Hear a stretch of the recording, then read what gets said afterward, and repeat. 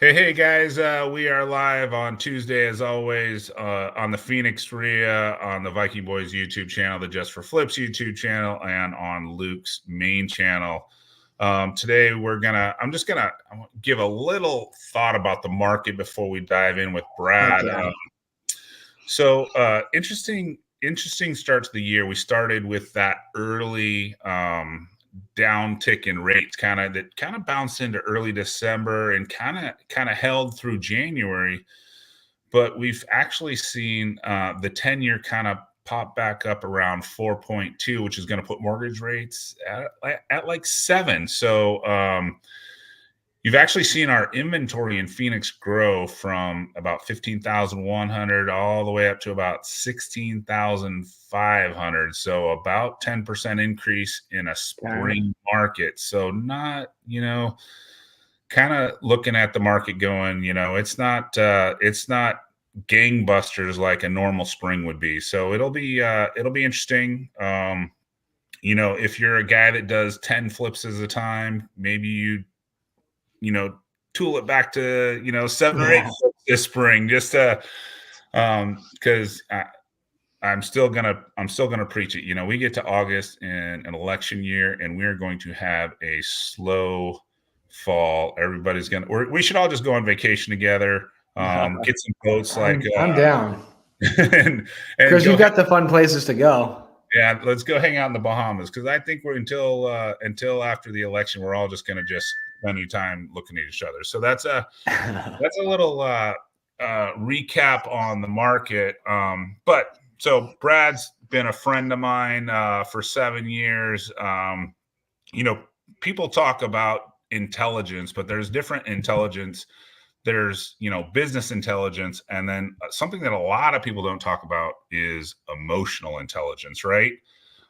There's a whole different thing about emotional intelligence, and Brad's kind of been helping some people in my mastermind, and I thought I'd bring it on. And this episode's about balancing life with real estate and the personal life and everything in between. So hey, Brad, thanks for jumping. Yes, thanks for joining us. Thanks for having me. I'm excited to be here. So tell us a little bit about you're real estate, you're a wholesaler like me.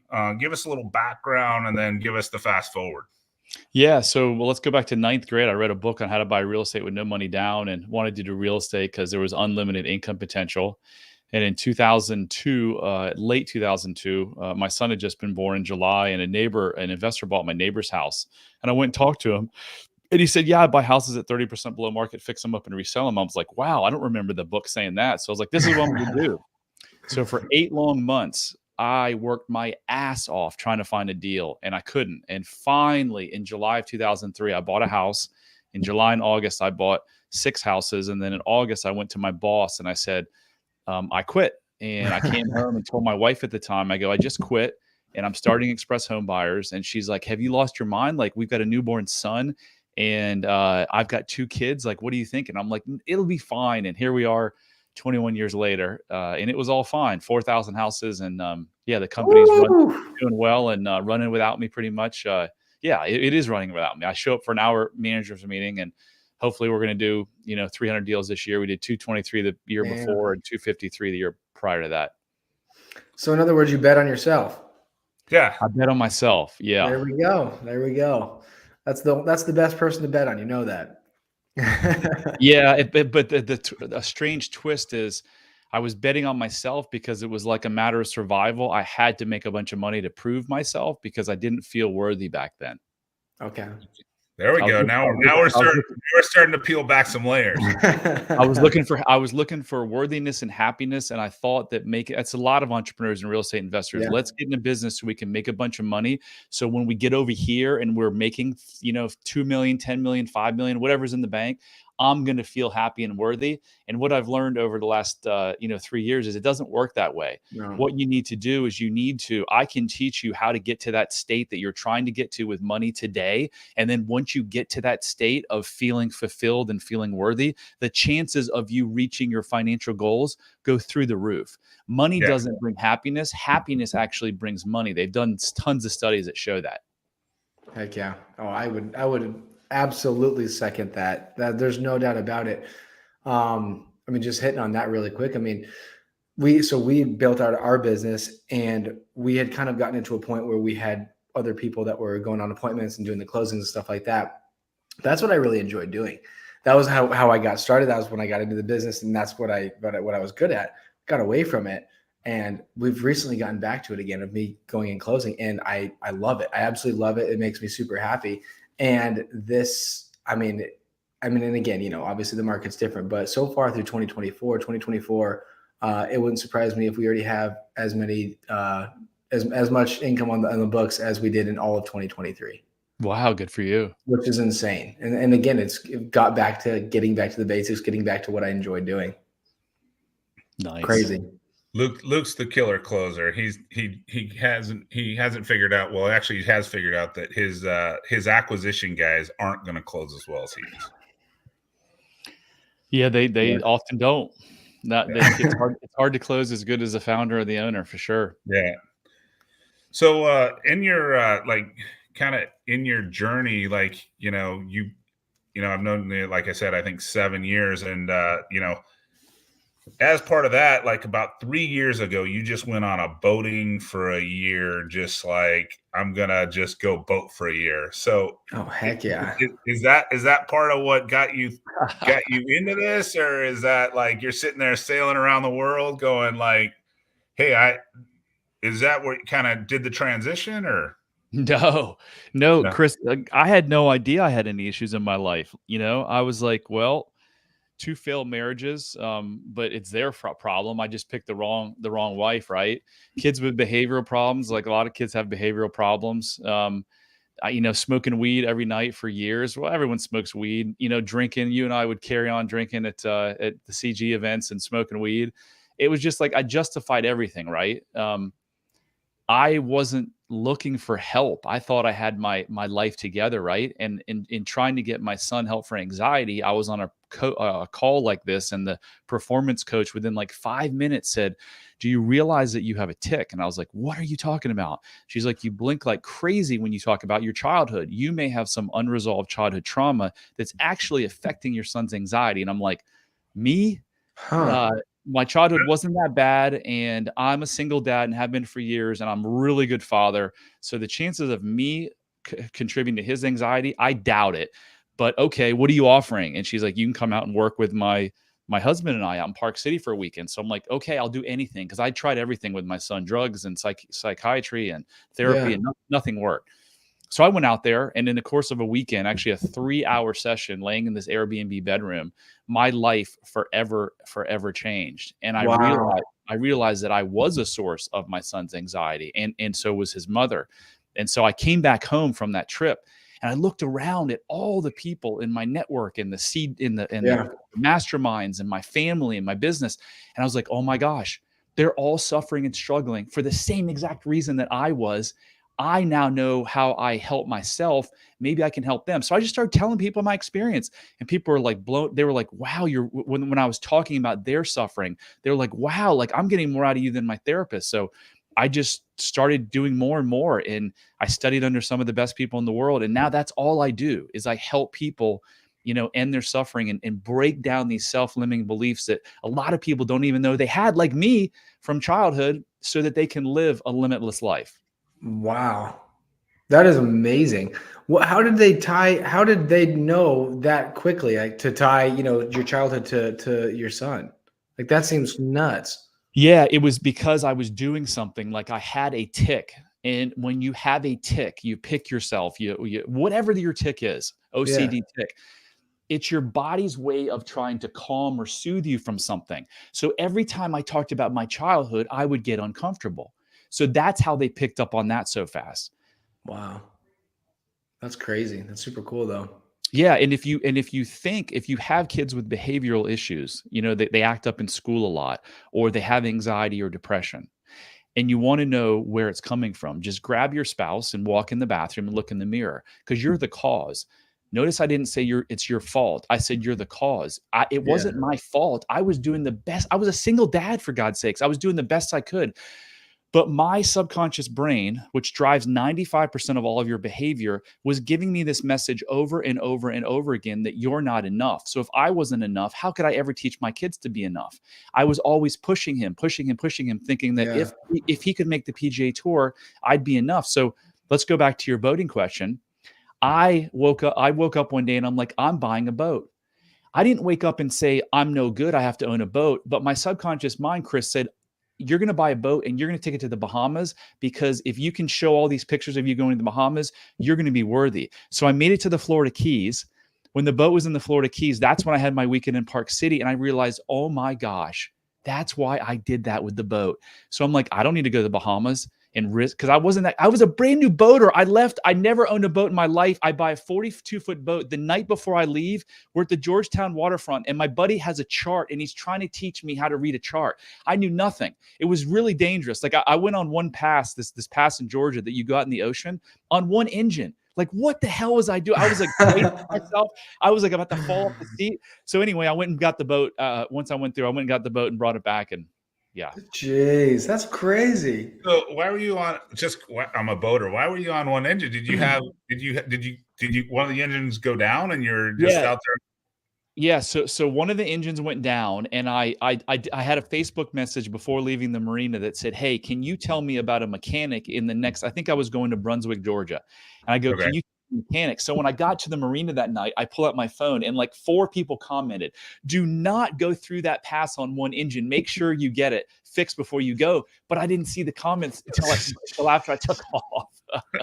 Oh my gosh. So I mean, okay, I'm not a boater. I would like to be a boater, but I'm not one. So what? So one end, that's just, is it dangerous? Is it bad for the boat? It's 2 engines. So if I lost control, now I have only control of one engine. So if I lost control of the other engine, I don't know what would have happened. I don't think the boat would have capsized, but You break out the paddle. It would have been really hairy. Jeez. Well, just if you ever get in the situation like that, don't be one of those guys that doesn't drop. What you're supposed to do is just drop the anchor. Just drop the anchor, because then you're not going anywhere, right? But if you're running through a pass with a bunch of current or anything like that, and you're kind of on one engine, your maneuverability is down. So anyway, Okay. so you're in the middle of this because obviously you're reaching out to me a bunch. You're like, "Hey, Chris, where should I go here in the Bahamas? What should I do here in the Bahamas?" And I just honestly thought, because it was at the end of your boating trip, I just thought, hey, man, Brad just went on this like 1-year boating stuff and just kind of got, back with himself and figured all this stuff out. And it was really just a flight to Utah that helped you to recapture all that. Yeah, here's the thing. So it would be nearly impossible to do that on a boat trip, because this was my issue and it's everyone's issues. Anyone who has any issues, whether it's obesity or drinking too much or infidelity or bad marriage, anxiety, depression, it's all the same story. It all comes from one problem and one problem only, and that's your thinking. And where does your thinking go wrong? It actually doesn't go wrong. What happens in childhood when you don't have your needs met, or you're in a stressful situation, or your control is taken from you? You've got to create a story, a meaning around, why is this happening to me? And so often it's, something's wrong with me. I'm not deserving of love. I'm bad. I deserve to get hit. I deserve to get punished. I deserve that my dad works all the time and he's never here. That helps you live and gives you hope for a better tomorrow when you're 6 years old. When you're 47 years old and it's forcing you to buy a boat and do dangerous shit to try to get to the Bahamas to prove your worth, and it costs you 2 marriages and it costs you $9 million and 5 business mistakes, it doesn't serve you. So it's the same thing for everyone. If we could get everyone through the program that I have, like literally the drug companies would be put out of business, hospitals would shut down. I'm not kidding you. The terrorism would stop, wars would stop, prisons would shut. It's all the same thing. Hurt people. And why are they hurt? It's just because what they went through in their childhood. It's not because they're 25 years old and their business fails. That's not why it happens. It always can be traced back, or 99.9% can be traced back to shit when our brains were being formed between the ages of 0 and 10. Yeah. So I was actually listening to something ironically today, and you talk about teenagers and all that kind of stuff. the male brain doesn't actually fully form until like 23 or 24. Yep. Like, No way. Seriously? Yep. Yep. that's why Wow. they say boys think with X versus at a younger age, because Yeah. and I was just like, and they made reference to that as like, that's why girls say don't date a boy till he's 26 or 27, because then they're functioning with all their capacity, right? So, Right. Wow. That's Yeah. crazy. Yeah. Women develop it at much younger. I don't know. It's like 17 to 19, I think. yeah, but I was like, wow, okay. And they call and they were referencing, I guess, the frontal. I don't know anything about this stuff. I'm just playing along, right? So Come on, Chris. You know all about it. the boy's frontal lobe or whatever doesn't develop until like whatever, Wow. almost mid-20s. So Crazy. don't quote me on that. I'm not a CPA. I'm not a That makes a lot of sense. Now I understand why I did all those dumb things that I did when I was 22, 23. I wasn't my brain wasn't fully formed yet. yeah. So Brad, what's the next step for anybody that watches this? Like, obviously they see you at bradchandler.com. They just reach out to you and get set up, or what? So all change has to start with one thing. It's like, if you want to escape from prison, what do you have to know? You got to know that you're in prison, right? Yeah. I didn't know that I was in prison. I was just going about life, and had my son not had anxiety, we wouldn't be on this call right now. I'd still be drinking and smoking weed and whatever. Probably, I don't know what I'd be doing. So it all starts with awareness. So I developed a self-love quiz kind of for me, because if I would have heard this 5 years ago, I'd have been like, I have self-love. I have high self-esteem. I don't care what other people think, but it was all a lie. So if you go to bradchandler.com/quiz, take the quiz, see where you stand. And if you score, you either score extreme self-love, mild self-love, or lack of self-love. If you score mild self-love or lack of self-love, I can bet my 2 kids' lives that every area of your life is to some degree negatively affected. So that's where you start. Anything that you're struggling with, I'm telling you, like my business used to be in chaos, just absolutely up and down all the time. I used to, chase the shiny object, whether it's business problems, whether if your marriage sucks, it has nothing to do with the actual relationship. The problem in relationships today, and always, have to do with the relationship each person has with themselves. Depression, anxiety. I'm naming all these things. You work too much. You're a workaholic. You have a racing mind. All of those things trace back to the same thing. And literally, you don't have to go to therapy like I did for 3 decades and 50 different marriage counseling sessions. All you have to do is do exactly what I did in that 3-hour session. And that's go back and figure out those times. It's hard to do on your own, but go back and figure out those times in your life where you told yourself these things, because no one is born an addict. No one is born with anxiety or depression. These are all learned behaviors. And if you learn them, guess what? You can unlearn them. And watch what happens when you go from lack of self-love to extreme self-love. Your relationships get better. Your health gets better. My finances have gotten better. More in the last 3 years, my net worth has gone up an X factor of any other 3-year period, because guess what? I'm not focused on making money to prove my worth. All I'm focused on is making an impact. And now the money's coming. That's awesome. So you're saying, so when you take that test, if you have extreme, you said high self-love? So you're either going to score extreme self-love, which is great. If you do, your life is probably hitting on all cylinders, or mild self-love or lack of self-love. If you score one of those 2 lower ones, don't look at your life and say, oh, woe is me. Look at it that, oh my gosh, my life can change profoundly. And it can this is in 5 weeks now. I take people from lack of self-love to extreme self-love, and everything changes. That's awesome. That's awesome. I want to try it because I want to know where I fall in. I mean, it's got to feel good. Like, I kind of even talk about this in some of my coaching, is like, some people ask me like, what's your number one thing you get out of coaching? Honestly, the number one thing I get out of coaching is watching students do deals. It has zero to do with like, revenue from coaching or anything like that.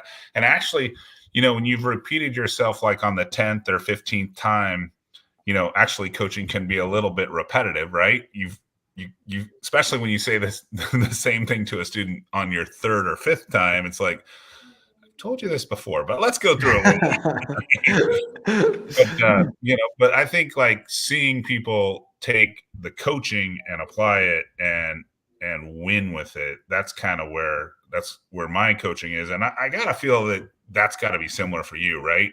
Oh, Brad? totally. So you and I have a mutual friend who sent me a text last year. He came to me with his marriage on the brink of divorce, and he sent me a text that said, "Thank you for changing my life and my family's life." And when I read that text, it was amazing. It was like better than any real estate deal I had ever done, Yeah. because I just helped this guy change his relationships for forever. Like, even your kids will be affected.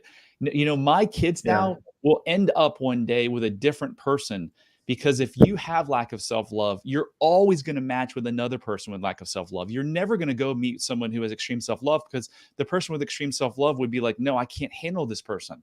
So now I have shifted the dynamics of my family forever. And I believe, guys, that the greatest gift anyone can give a kid is to break the multi-generational curse that we're under. And what is that? It's just, my parents didn't wake up and say, we're going to do this. It was from their parents and their parents and their parents. So how do you do that? You teach your kid how to love themselves unconditionally.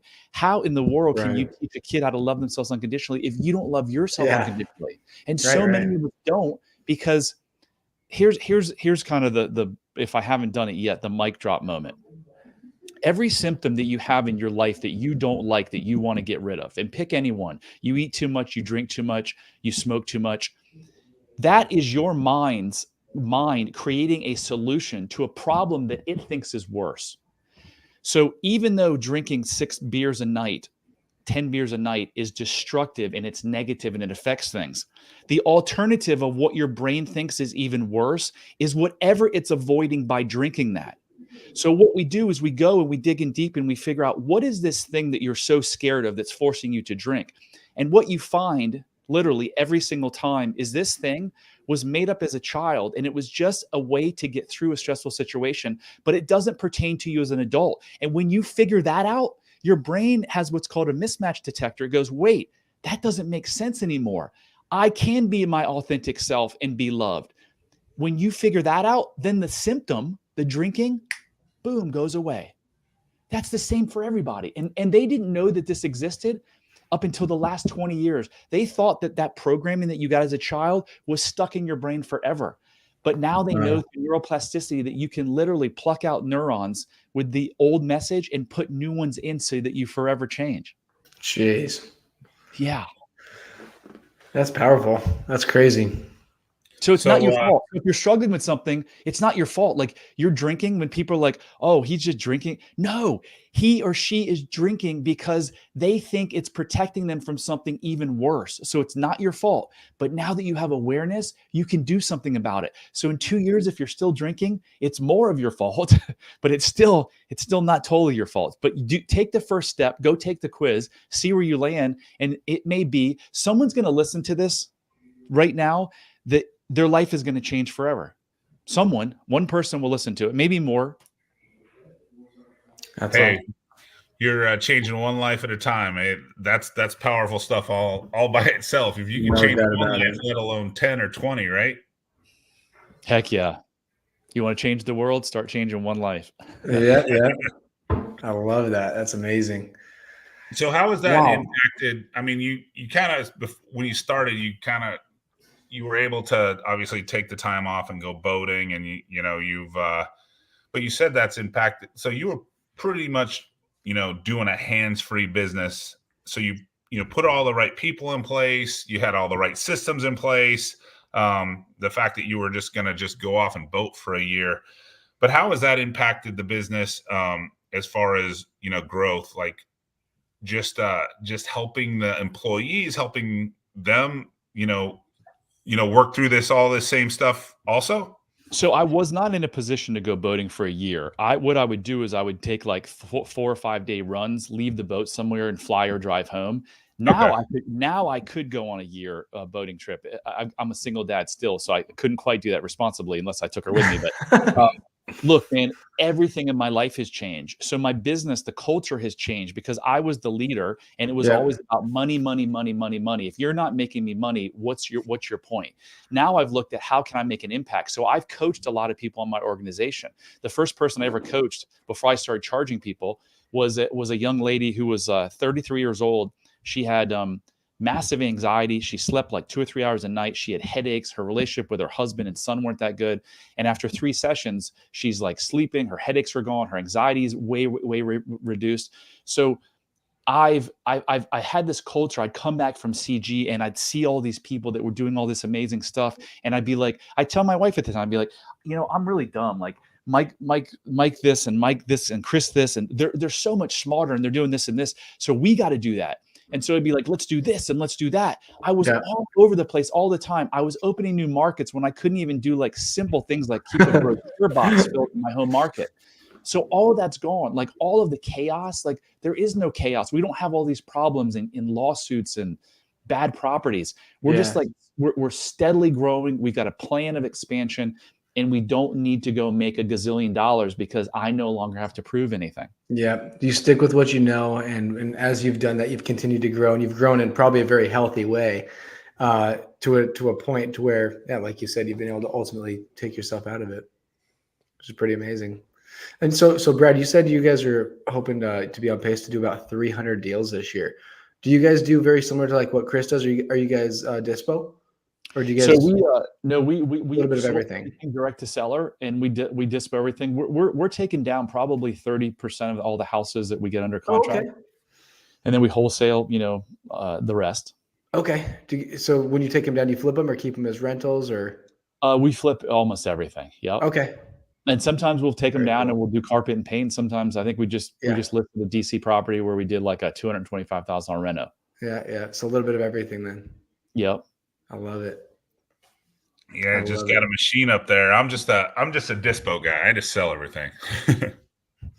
Yeah, you guys do about 300-400 deals a year too, though.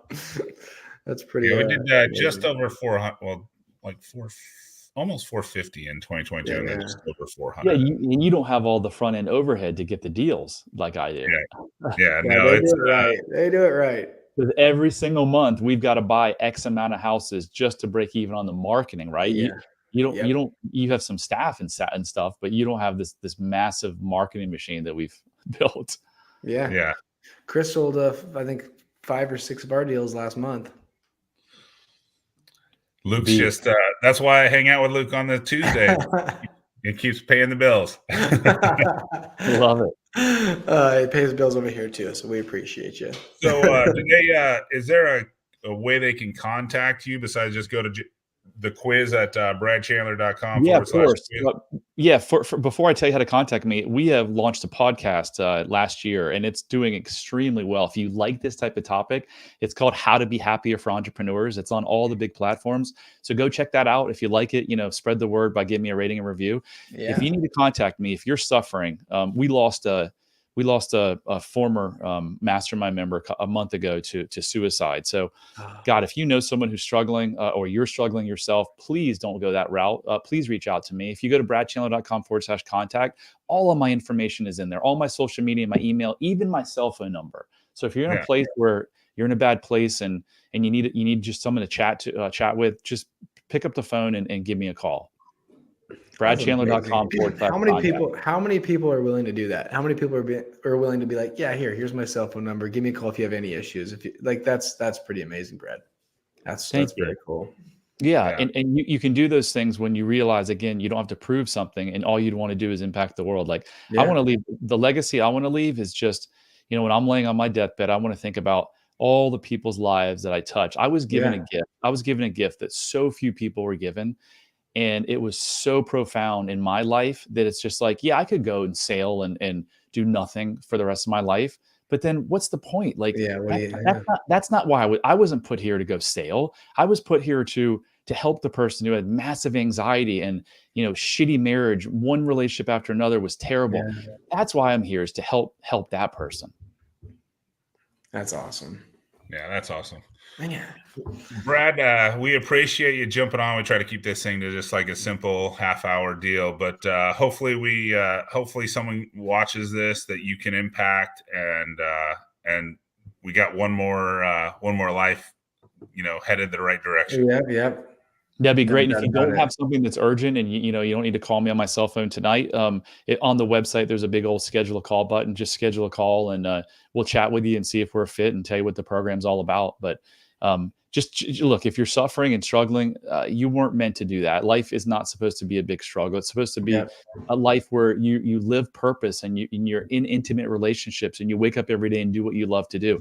All of that's possible, but it's not possible when you have thoughts in your head that I'm no good and I'm not enough, because maybe someone told you that way, or told you that one day, or maybe someone made you feel that way. Regardless, if you have those thoughts in your head, it's really hard to go out and do what you want to do, and have this like just cherished life, right? So if you're thinking, hey, am I that guy? Or gal, do I have that program in my head? That's where you want to go take the quiz, bradchandler.com/quiz, and you'll know in 3 minutes where you stand. Awesome. I love it. Well, Brad, thanks for jumping on. We appreciate it. Yes. Thank Yeah, we You gonna definitely be appreciate it. next week. I will be. You? All right. I'll see you then. All right, sweet. Where are you guys going? San Diego. Seaside. Oh, there we go. Oceanside. California. Nice. So, We stay like 3 or a block away from the house that he rode up. Tom Cruise rode up on the bike to Kelly McGillis for Top Gun. no, Oh, nice. really? Yeah. Oh, that's awesome. Love it. Well, again, Brad, I really appreciate it. Thank you guys. Have a good one. Yeah, Of course. see ya. You too.